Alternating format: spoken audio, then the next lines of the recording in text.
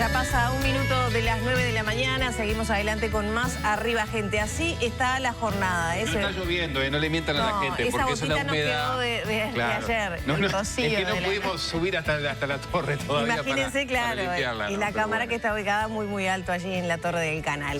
Bueno, vamos con la primera entrevista y como les adelantábamos, una investigación sobre prevalencia de drogas en pacientes traumatizados que ingresaron a cuidados intensivos del Hospital Maciel detectó que casi el 80% había consumido cocaína o cannabis. Para conversar sobre este estudio y bueno, qué valor aporta a los resultados a los que han arribado, es que recibimos esta mañana al doctor Federico Vergá, médico intensivista y coordinador del CTI de este centro asistencial. Bienvenido, doctor. Buen día, muchas gracias por la invitación.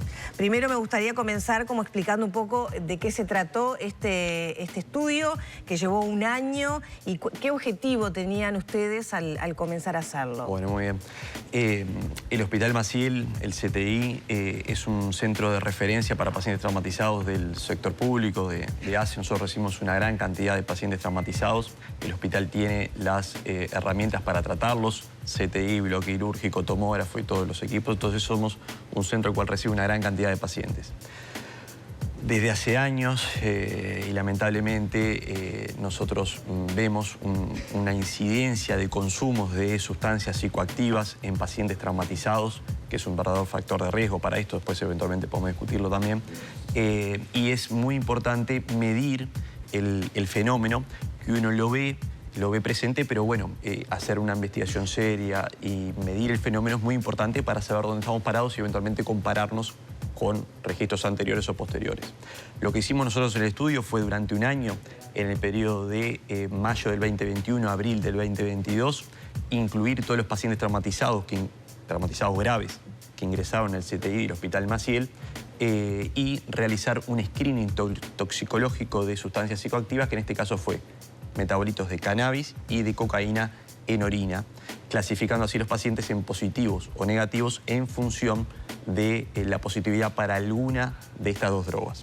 Un paciente traumatizado grave se define como un paciente que tiene un trauma que conlleva riesgo de vida por la severidad del impacto en alguna región corporal. No necesariamente tiene que ser siniestro de tránsito. El trauma por siniestro de tránsito es un tipo de trauma, es un trauma frecuente, muy frecuente, pero también nosotros recibimos una gran cantidad de pacientes traumatizados por injuria intencional.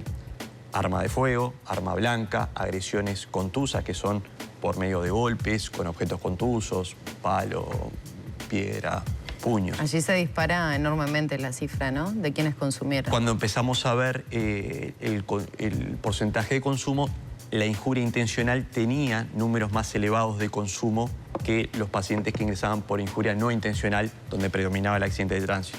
Más allá de lo cual, los números son muy elevados en ambos grupos. En toda la globalidad de los pacientes, los números son elevados de consumo.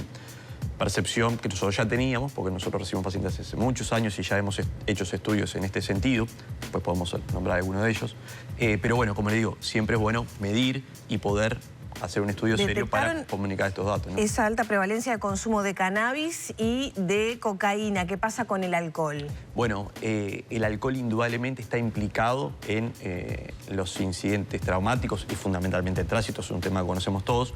Nosotros particularmente en el hospital no tenemos posibilidad para testearlo, por lo tanto no se incluyó en este estudio, lo cual obviamente que hubiera sido bueno, porque el policonsumo de diferentes sustancias es una característica muchas veces de estos pacientes, pero el alcohol específicamente nosotros no estudiamos en esta oportunidad. Hay varios estudios en ese sentido y se sabe que está implicado obviamente en los accidentes de tránsito, como sabemos todos, ¿no? Doctor, ¿cuánto, no sé si el estudio lo marca, pero cuánto tiempo, dependerá obviamente del trauma, ¿no? Pero ¿cuánto tiempo promedio está en el CTI una persona que llega con un trauma? Y le pregunto además, agregado a esto, si el consumo de alguna sustancia hace que la estadía en el CTI sea más larga o más corta. Ahí va, perfecto. Primer punto, y una cosa que tenemos que aclarar también, es que nosotros testeamos exposición a una sustancia. No podemos directamente decir causa-efecto, como es lógico. Podemos decir que el paciente tenía metabolitos cuando ingresó y que estuvo expuesto a la sustancia en una cantidad de días previas al ingreso. Eso como un punto importante. En cuanto a la pregunta particular, promedialmente los pacientes que ingresan con trauma grave tienen una estadía media de 7 días lo cual obviamente tiene un rango en función de la gravedad, pero el promedio es de 7 días con una mortalidad aproximada de 9% global, y específicamente no se encuentra que a los pacientes con exposición a sustancias le vaya peor que los que no. No los hace más grave. Sí, a veces pueden presentar algunas complicaciones. Nosotros estudiamos esto y muchas otras variables, se pueden imaginar. No solo nos interesaba esto, sino el comportamiento y precisamente las diferencias entre estos pacientes en la unidad. Pero estos pacientes muchas veces tienen mayor presencia de despertar excitado, de excitación. Una vez que el paciente grave ingresa a la unidad y logramos estabilizarlo, tenemos que empezar toda una etapa de despertar al paciente. La gran mayoría de estos pacientes ingresan intubados o tenemos que intubarlos nosotros, es decir, ponerle un respirador por la gravedad de las lesiones. Pero una vez que logramos estabilizar hay que sacarle el respirador al paciente porque es la única forma que se pueda ir vivo del CTI. Y esto es un insumo a nivel de información fundamental para ustedes. Exactamente. Es muy importante saber si el paciente es consumidor o no, ya sea ocasional o crónico. Hubo una muy buena coincidencia en cuanto al autorreporte, es decir, paciente o familiar nos reportaba el consumo y fue muy coincidente con el screening nuestro, es decir, hubo una buena coincidencia por lo que son pacientes, la mayoría de los que fueron positivos, consumidores. Consumidores frecuentes, no es que habían consumido bueno, previo. Por lo menos comparado con el autorreporte, sí. Puede haber, obviamente, consumidores ocasionales.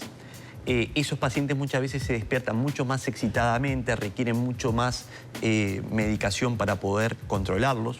Estos pacientes también es importante saber si son consumidores o no, porque muchos pueden desarrollar un síndrome de abstinencia dentro de la unidad. Fíjense que hay una interrupción brusca del consumo de la sustancia psicoactiva y eso lleva a síndrome de abstinencia. Son pacientes muchas veces que tienen trastornos de la personalidad, pueden tener patología psiquiátrica y todo eso complica cuando nosotros queremos avanzar en poder despertar al paciente y poder sacar el respirador, que es el objetivo final de nuestra asistencia cuando el paciente tuvo la evolución positiva y logró estabilizarle y ya está en una vía de intentar sacarlo. Un poco a la siniestralidad vial, sobre todo, ¿no? Que también se eleva prácticamente el 80% de quienes ingresaron, 77%. Un 77% fue un screening positivo para alguna de las dos drogas. Si quieren le puedo dar los datos exactos en tránsito. Cannabis positivo 61%. Cocaína positivo 44% de los que ingresan por accidente de tránsito. Y ambas drogas, cocaína y cannabis, el 28%. Casi un poquito más de 1 cada 4 de los que ingresan por accidente de tránsito, incidentes de tránsito, no son accidentes, son positivos para ambas drogas. Lo que indudablemente marca una exposición muy elevada. También es una cosa importante. A eso quería referirme justamente. La incidencia en las drogas termina siendo elemental al momento de tener un siniestro de tránsito, ¿no? Las sustancias psicoactivas, el alcohol, la cocaína, el cannabis, son factores de riesgo para traumatismos. ¿Por qué? Porque generan alteraciones en el nivel de conciencia, porque muchas veces hacen que el paciente subvalore el riesgo de las conductas que toman, porque alteran la percepción de los sentidos, por ejemplo, en el caso también de cannabis, y todo eso favorece indudablemente, por ejemplo, en el tránsito, poder tener incidentes de tránsito. Sumado también a toda la injuria violenta, toda la injuria intencional, donde también es un factor precipitante muchas veces de esto, ¿no? Nuestra población es una población particular, lo que les decía. No podemos extrapolar estos datos a todos los centros. Nosotros asistimos a una población específica, una población del subsector público, y muchas veces asistimos a poblaciones que vienen, a pacientes que vienen de poblaciones vulnerables desde el punto de vista social.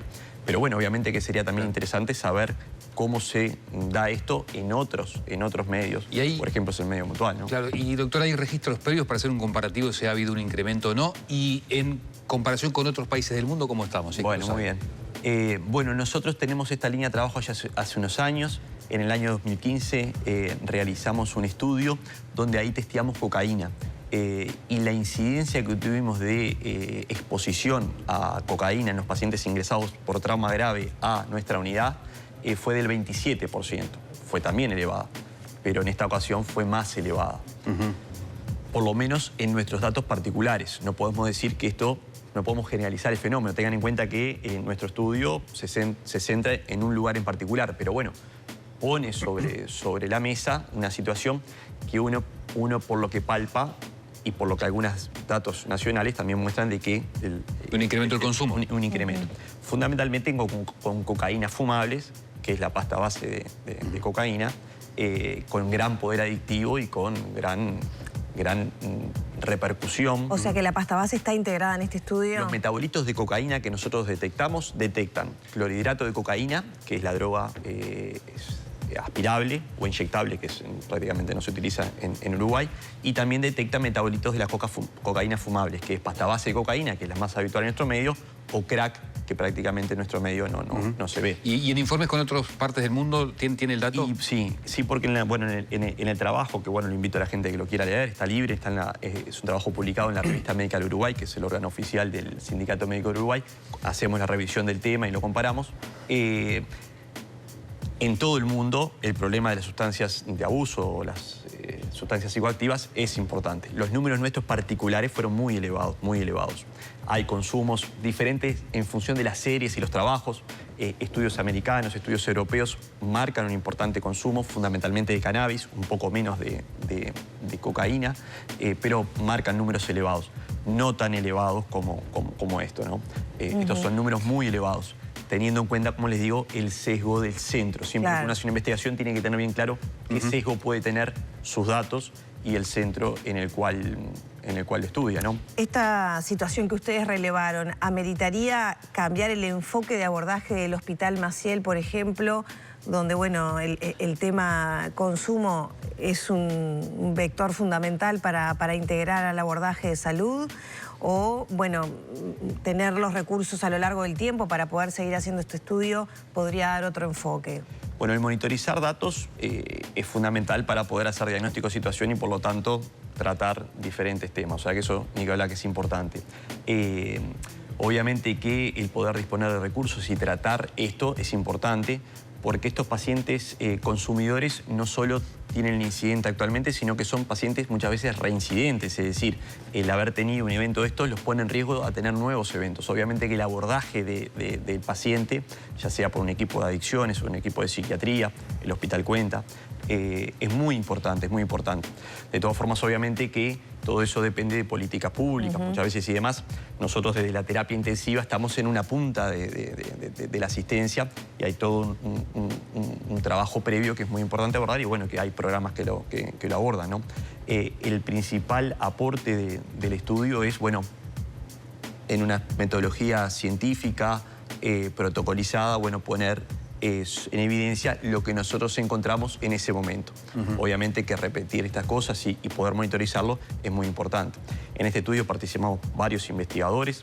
La doctora Fueli fue una de las principales junto con nosotros, el doctor Barbato, el doctor Grille, y también participó, que es muy importante, el doctor Antonio Pascale, que es un toxicólogo experto en tema de drogas de abuso, y bueno, y que también aportó una visión más toxicológica y no tan intensiva como nuestro, que cada uno tiene su perfil, obviamente, ¿no? Ahora, doctor, con toda esta información, como médico, ¿qué reflexiones les dejan? Sobre todo, porque es verdad, los números son fríos, se puede decir esto pasó así, de este año a este año aumentó tanto, pero se debe hacer una lectura más amplia de lo que está pasando a nivel de la sociedad, ¿no? Sobre todo con esa característica, hombres y jóvenes. Bueno, no lo hablamos específicamente, pero como tú decís, el perfil típico del consumidor es el perfil típico del traumatizado, es el perfil típico del consumidor, ¿no? ¿Verdad? Pacientes de sexo masculino, jóvenes. Fíjense que los pacientes consumidores tuvieron una media de 30 años versus 40 los pacientes no consumidores.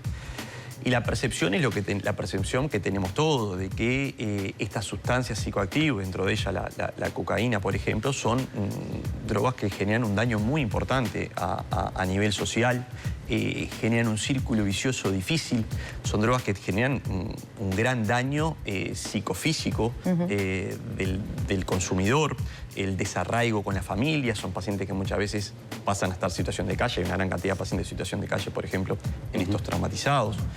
Los predisponen a incidentes, pero también a otras patologías. Son pacientes desalimentados, pacientes que se predisponen a infecciones. Muchos de estos pacientes no ingresan por trauma, ingresan, por ejemplo, por infecciones, tuberculosis, enfermedades de transmisión sexual. Estas conductas de riesgo muchas veces también comparten conductas de riesgo con enfermedades de transmisión sexual.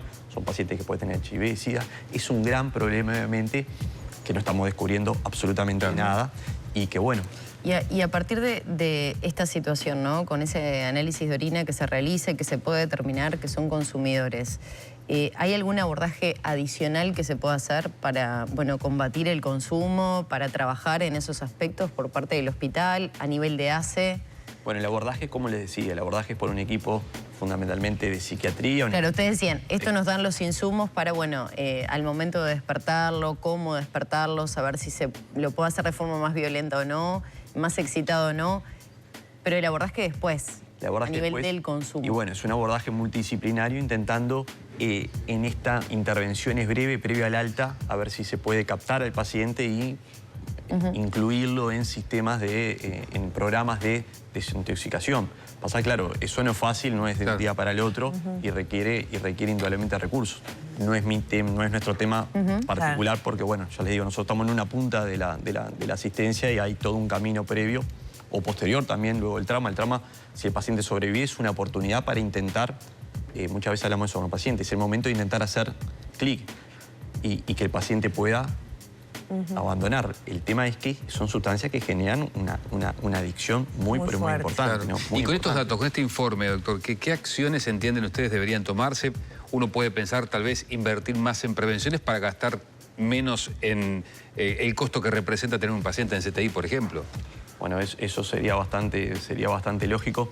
Es muy difícil hacer esa ecuación tan lineal. Obviamente que todo lo que se puede hacer en prevención de todo esto va a repercutir probablemente, ya le digo, no podemos hablar de una relación causa-efecto lineal, podría repercutir en menor incidencia de algunos pacientes traumatizados. Pero bueno, excede lo que nosotros podamos aportar desde el punto de vista de la medicina intensiva y lo que sigue es que es un problema muy complejo, cosa que sabemos, ¿no? ¿Verdad? Doctor, ya para terminar, ¿están asegurados los recursos para mantener este estudio en el tiempo de cara a futuro y qué ampliación del mismo debería ocurrir para tener más datos más útiles? Nosotros tenemos recursos en el hospital para seguir monitorizando estas sustancias. Lo hacemos habitualmente muchas veces vinculado a lo que yo le decía, el manejo de estos pacientes de la unidad, es importante saberlo. Y bueno, el alcohol sería un elemento muchas veces interesante de poder sumar, ¿no? ¿Verdad? Actualmente las alcoholemias que hacemos nosotros dependen fundamentalmente del Instituto Técnico Forense, pacientes que nos piden por orden judicial, ¿no? ¿Verdad? Así que sería eventualmente elementos buenos para poder testear, ¿no? Si llegara algún paciente habiendo consumido fentanilo, ¿lo podrían detectar con estos screening? El fentanilo se detecta por screening de opioides, que nosotros particularmente no hacemos, pero en el medio existe. El tema es que se utiliza mucho como analgesia en muchos de estos pacientes, la morfina, y ahí puede haber reacciones cruzadas y no podemos hablar específicamente del fentanilo. Es más, el fentanilo es un opioide sintético analgésico que nosotros utilizamos como analgesia en la unidad.